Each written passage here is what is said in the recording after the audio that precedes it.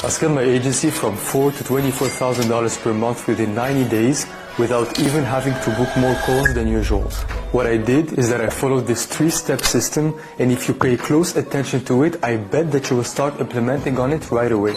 Step 1 is that you need to productize your service.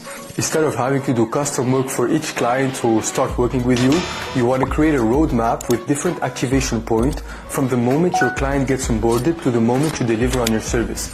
It has to be clear, precise, and scalable.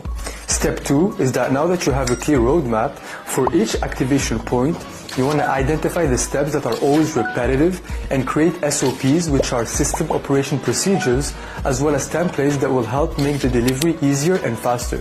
And step 3 is that you want to hire team members who will take care of implementing this whole system that you've built, leveraging the SOPs as well as the templates.